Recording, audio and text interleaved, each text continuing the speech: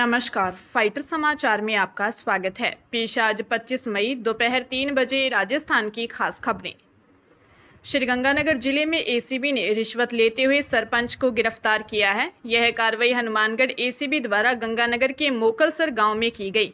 यहां प्रधानमंत्री आवास योजना मामले में सरपंच गणेशाराम द्वारा 10,000 रुपये की रिश्वत की मांग की गई थी। रिश्वत की मांग का सत्यापन करवाकर हनुमानगढ़ एसीबी के एएसपी सुधा पालावत की टीम द्वारा रिश्वत लेते हुए सरपंच गणेशाराम को रंगे हाथों गिरफ्तार कर लिया।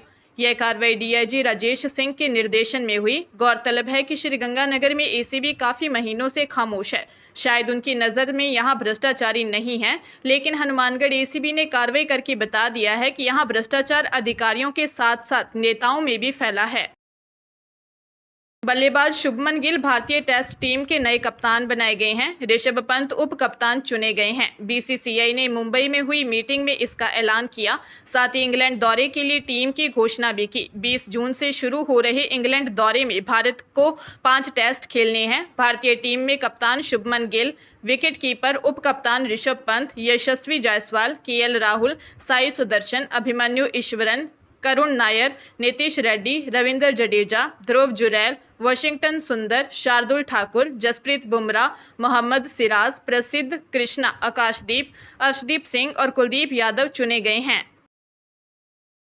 हनुमानगढ़ जिले में एक युवक की संदिग्ध परिस्थितियों में मौत हो गई। जानकारी के अनुसार प्रेम विवाह से नाराज लड़की वालों के परिजन उलाहना देने गए थे।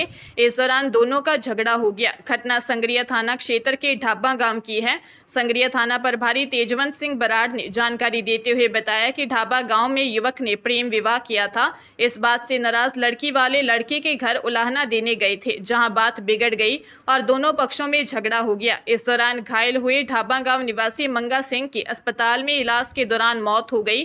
पुलिस का कहना है कि बीमारियां मारपीट से मौत का खुलासा नहीं हुआ है। पोस्टमार्टम रिपोर्ट आने के बाद ही मौत के कारणों का खुलासा हो पाएगा। संगरिया थाना पुलिस मामले की जांच में जुटी है।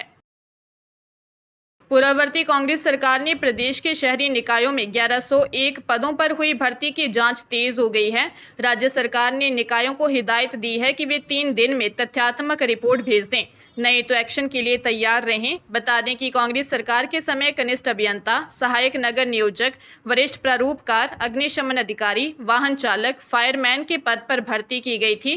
भाजपा सरकार बनते ही स्वायत्त शासन मंत्री झाबर सिंह खर्रा ने संकेत दिए थे कि भर्ती प्रक्रिया की जांच की जाएगी। स्वायत्त शासन विभाग ने निकायों को भर्ती से जुड़ी जांच के लिए निर्देश दिए और संबंधित निकायों में जांच समिति गठित की। जांच रिपोर्ट 8 अप्रैल तक विभाग को भेजी जानी थी, लेकिन ज्यादातर निकायों ने गंभीरता से नहीं लिया। इसके बाद 24 अप्रैल को पहला स्मरण पत्र जारी किया, लेकिन अफसरों पर असर नहीं हुआ। दूसरे स्मरण पत्र की भी अवहेलना की गई। अब अंतिम पत्र जारी करते हुए अल्टीमेटम दिया है। बीकानेर जिले के नोखा कस्बे में एक जेवरात व्यापारी अपनी दुकान बंद कर घर जा रहा था, तभी बाईपास सड़क पर अज्ञात बदमाशों ने उस पर हमला कर दिया। हिंदा देसर निवासी देवीलाल सोनी की जेवरात की दुकान नोखा गांव से बाईपास को जोड़ने वाली सड़क मार्ग पर स्थित है। वह हमेशा की तरह रात को दुकान बंद कर गांव की ओर रवाना हुआ। इसी दौरान बाईपास सड़क मार्ग पर 2 बाइकों पर सवार 4 युवक आए, जिनके मुंह पर कपड़े ढके हुए थे। उन्होंने देवीलाल को धक्का देकर गिरा दिया और सोने चांदी से भरा बैग छीनकर फरार हो गए।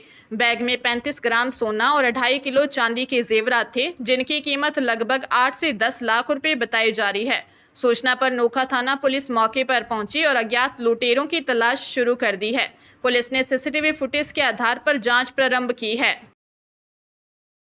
राजस्थान के सरकारी कर्मचारियों और पेंशन भोगियों के लिए बड़ी खुशखबरी है। भजनलाल सरकार ने सरकारी कर्मचारियों और पेंशन भोगियों का डीए बढ़ाया है। यह बढ़ा हुआ डीए 1 जनवरी 2025 से लागू होगा। सीएम भजनलाल शर्मा ने सोशल मीडिया प्लेटफॉर्म एक्स पर लिखा कि सरकार ने महंगाई भत्ते में बढ़ोतरी करने का फैसला किया है, जो 1 जनवरी 2025 से लागू होगा। उप मुख्यमंत्री दिया कुमारी ने वित्त विभाग के प्रस्ताव का अनुमोदन कर दिया है। सीएम भजनलाल शर्मा ने सोशल मीडिया प्लेटफॉर्म एक्स पर लिखा कि सुशासन एवं लोक कल्याण के लिए समर्पित हमारी प्रदेश सरकार द्वारा 5वें व 6ठे वेतनमान के अंतर्गत आने वाले समस्त राजकीय कर्मचारियों एवं पेंशन भोगियों के महंगाई भत्ते में दिनांक 1 जनवरी 2025 से क्रमशः 11% व 6% की वृद्धि की गई है। राजस्थान पुलिस की ओर से कांस्टेबल भर्ती के लिए 10,000 पदों के लिए ऑनलाइन आवेदन की अंतिम तिथि आज 25 मई है। आमंत्रित किए गए ऑनलाइन आवेदन पत्र में संशोधन एवं त्रुटि सुधार के लिए 5 दिन का समय दिया गया है। आगामी 26 मई से 30 मई तक 300 रुपये फीस पेमेंट कर अभ्यर्थी अपने आवेदन में संशोधन कर सकेंगे। अतिरिक्त महानिदेशक पुलिस भर्ती एवं पदोन्नति बोर्ड विपिन कुमार पांडे ने बताया कि पुलिस मुख्यालय की ओर से विभिन्न जिला, यूनिट एवं बटालियन में कांस्टेबल सामान्य, ड्राइवर, बैंड एवं पुलिस दूरसंचार के कांस्टेबल व ड्राइवर के 10,000 रिक्त पदों पर भर्ती के लिए 25 मई तक योग्य अभ्यर्थियों से ऑनलाइन आवेदन आमंत्रित किए गए हैं। भर्ती के लिए जारी विज्ञप्ति के अनुसार आवेदन पत्र में संशोधन का अवसर दिया जाएगा। अजमेर में एक महिला और 2 युवक कड़ैल निवासी शमसुद्दीन को आधी रेट में विदेशी करेंसी दिरहम देने का झांसा देकर उसे 3.5 लाख रुपए कैश लेकर कागज की गड्डियां थमाकर चंपत हो गई। अलवर गेट थाने में ऑप्टिकल कारोबारी शमसुद्दीन ने रिपोर्ट दी कि उसकी दुकान पर एक महिला खरीदारी के लिए आई। महिला ने उसे यूएई की करेंसी दिरहम दिखाते हुए कहा कि उसके पास विदेशी करेंसी की बड़ी राशि है, वह आधी रेट में दे सकती है। बाद में शमसुद्दीन ने महिला को फ़ोन किया। महिला ने उसे नगरा इलाके में नसीराबाद रोड पर बुलाया। वहां 3.5 लाख रुपए लेकर गया तो उसे वहां 2 युवक मिले और दोनों ने शमसुद्दीन को बैग में दिरहम की गड्डियां दिखाई। उसने करेंसी गिनने की कोशिश की, लेकिन युवकों ने कहा कि यहाँ रिस्क है, बाद में गिन लेना, और दोनों युवक 3.5 लाख रुपए लेकर विदेशी करेंसी की गड्डियां देकर चले गए। बाद में गड्डियां चेक की तो कागज की गड्डियां निकली। शिक्षा निदेशालय ने स्कूलों में संकाय स्वीकृति के प्रस्ताव राज्य सरकार को भेजे।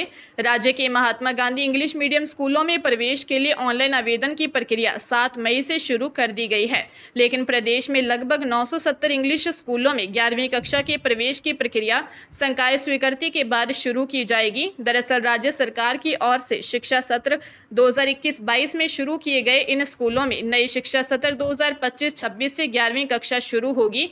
कक्षा 11 में संकाय स्वीकृति के लिए माध्यमिक शिक्षा निदेशालय ने राज्य सरकार को प्रस्ताव भिजवाए हैं। प्रस्ताव पर स्वीकृति मिलने के बाद 11वीं कक्षा में प्रवेश का विद्यार्थियों को मौका मिलेगा। संभावना जताई जा रही है कि अधिकांश स्कूलों में विज्ञान संकाय की स्वीकृति मिल सकती है। पंजाब एंड हरियाणा हाईकोर्ट ने एक मामले में स्पष्ट किया कि सार्वजनिक स्थान पर किसी महिला की अस्मिता भंग करने का अपराध समझौते पर रद्द नहीं किया जा सकता। यह गंभीर अपराध की श्रेणी में आता है। जस्टिस गुरप्रीत सिंह पुरी ने अमृतसर पुलिस द्वारा दर्ज मामले में एफआईआर रद्द करने की मांग संबंधी याचिका खारिज कर दी। हाईकोर्ट ने कहा कि मौजूदा मामले में आरोप है कि दशहरा कार्यक्रम के दौरान सार्वजनिक स्थान पर 8 से 10 युवकों के समूह ने महिला शिकायतकर्ता की अस्मिता भंग करने की कोशिश की। जब पति ने विरोध किया तो उसे गंभीर घायल कर दिया। यह अपराध किसी निजी प्रकृति का नहीं माना जा सकता। इस तरह का अपराध केवल पीड़िता तक सीमित नहीं है, बल्कि सार्वजनिक हित से जुड़ा है। याचिकाकर्ताओं के वकील ने दलील दी कि एफआईआर दर्ज होने के बाद जांच पूरी हो चुकी है, चालान दाखिल हो चुका है और निचली अदालत में आरोप तय हो चुके हैं। दोनों पक्षों में आपसी समझौता हो गया है, लिहाजा केस खारिज करने के निर्देश दिए जाएं। देश की सबसे बड़ी इंजीनियरिंग प्रवेश परीक्षा जेईई मेन 2025 के पेपर 2 का परीक्षा परिणाम नेशनल टेस्टिंग एजेंसी ने जारी कर दिया है। परीक्षा में देश भर से 5 उम्मीदवारों ने 100% अंक प्राप्त किए हैं। बी आर्क में महाराष्ट्र के पीएन संदेश और कर्नाटक के प्रथम अल्पेश प्रजापति ने सर्वोच्च स्थान प्राप्त किया। वहीं बी प्लानिंग में एमपी की सुनिधि सिंह, तमिलनाडु के गौतम कनापीरान और उत्तराखंड के तरुण रावत ने 100% प्राप्त किए।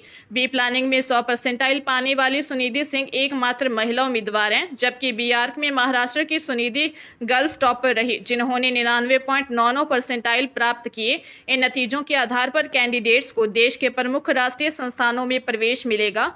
जेईई मेन का यह दूसरा सेशन 9 अप्रैल को देश और विदेश के 300 शहरों में स्थित 531 परीक्षा केंद्रों पर आयोजित किया गया था।